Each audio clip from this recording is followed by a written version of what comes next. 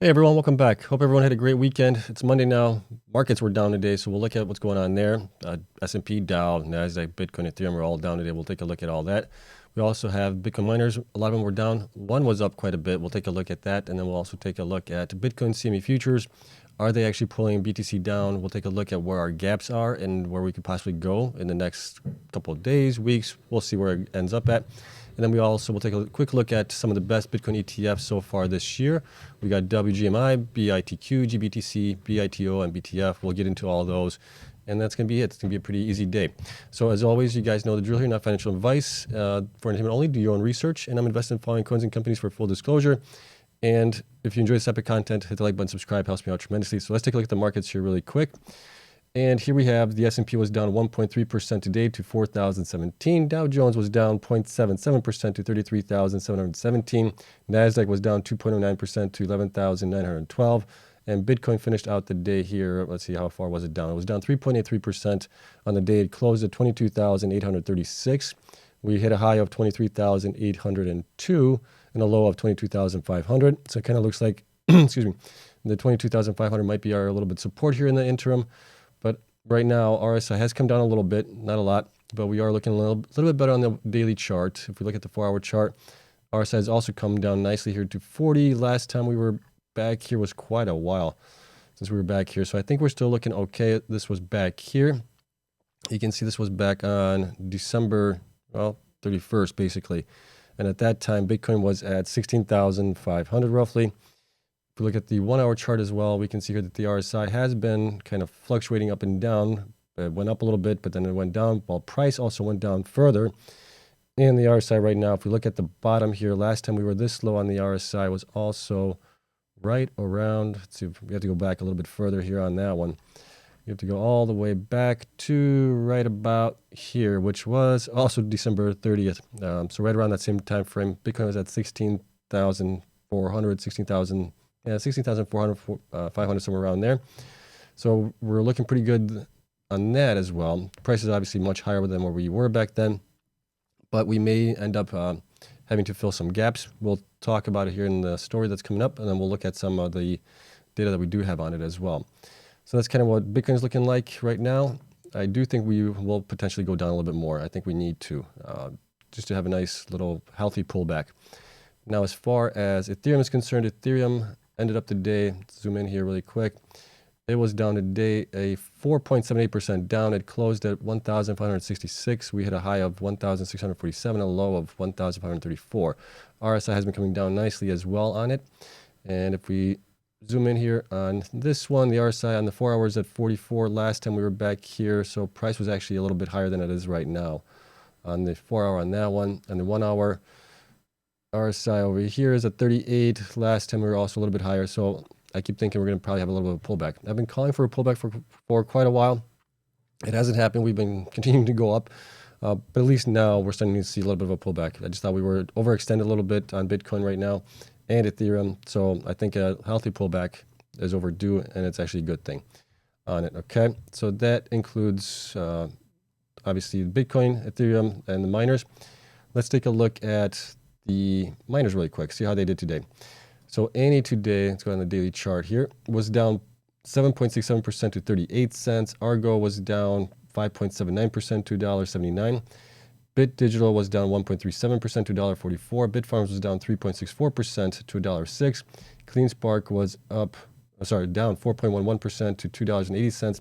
Cores was up 42.24%. They had a huge day again to 34 cents. If you bought basically at the bottom here, where ended up at around 3 cents or so, and you've gone up from there, you would have been up 744% on it. So anybody that was able to do that, congrats. You obviously had a really nice gains now. If you end up selling or if you end up holding even more, well, you're going to do even better. Okay, next is going to be DigiHost. DigiHost was down 15.17% today to $1.79. DMG was down 7.58% to 22 cents. Greenidge was down 7.59% to $8.10 or 81 cents, sorry. Hive was down 5.57% to $3.22. Hut was down 6.67% to $1.82. Iris Energy was up today 0.24% to $2.09. Marathon was down 10.6% on the day to $7.17. Mawson was down 5.07% to 48 cents. Riot was down 6.16% to $5.94. Soluna was down 6.82% to 41 cents. And Wolf was down 6.31% to $1.04. So there's the miners right there. And let's take a quick look here at the Bitcoin futures, CME futures, and see what that story tells us right now. Okay, so let's take a look at that one. And here it is.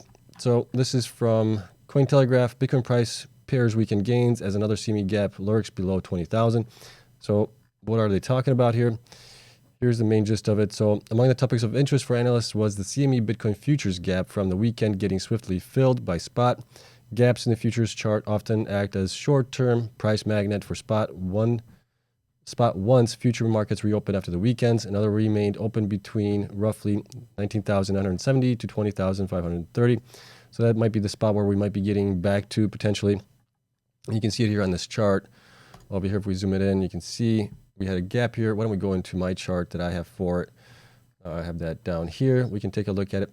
So here are the gaps that we had.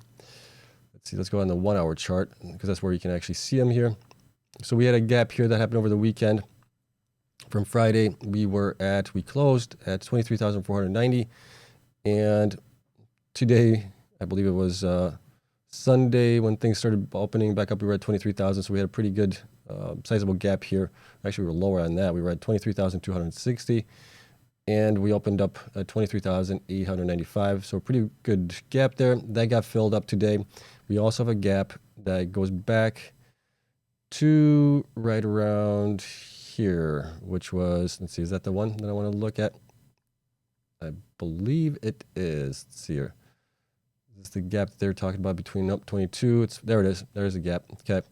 So we got this gap here between, well, 19,960, somewhere around there, all the way up to 2,530, right? We almost filled that gap here, which was on the 18th of January. We came pretty close to filling the gap, but we still have a ways to go before we completely fill that gap.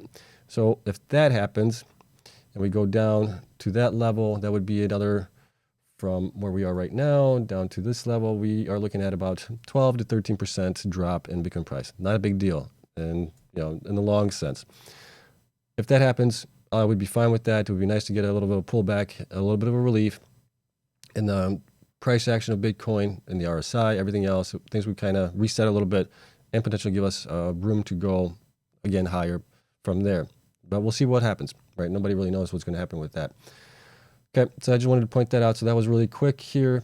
Next, let's take a look at our next story, which is going to be on the Bitcoin ETF, sorry. Which ones are the best ones? WGMI versus BTIQ versus GBTC and BTIO and BTF. We'll kind of discuss a little bit of them. A little bit of a side note, I did try looking up some of the information from their websites. Valkyrie was the one that I think had issues with providing us with the most accurate data as far as what they're invested in those ETFs. So you guys will have to do that on your own term. But let's take a look at it here. And let me see here. Where did it go? Here we go.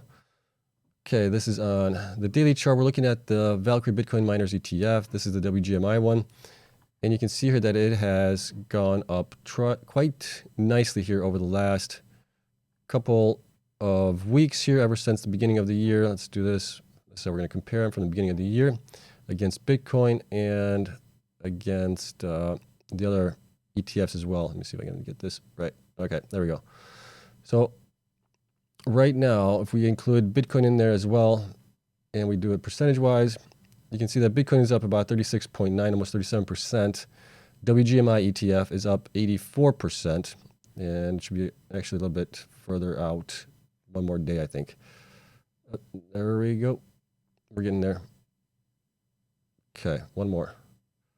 There we go. Okay, so it's up 102%. Bitcoin's up 38%. If we add in BITQ, so WGMI, if we look at this one here really quick, I think I got it here.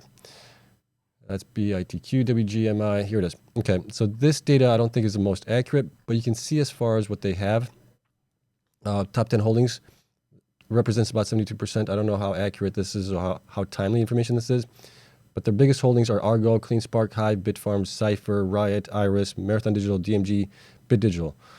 So you're seeing here that they are heavily invested in the Bitcoin miners. They also have some other shares that they have. I believe they used to have like NVIDIA, some other ones, Samsung in there, I think, as well. But you'd have to go into their prospectus and see what they actually have right now, their holdings. They update that regularly. But this is the one that's done so far the best. If we look at it here, it is up 102% compared to Bitcoin's up 38%. Next, we have BITQ. BITQ is, let me see here if I have that one also. I do. So BTIQ is Bitwise Crypto Industry Innovators ETF, BITQ. That one has more or less some other shares. They have a lot of shares of MicroStrategy. So this is one's more of a play on Bitcoin HODL. Coinbase is another one.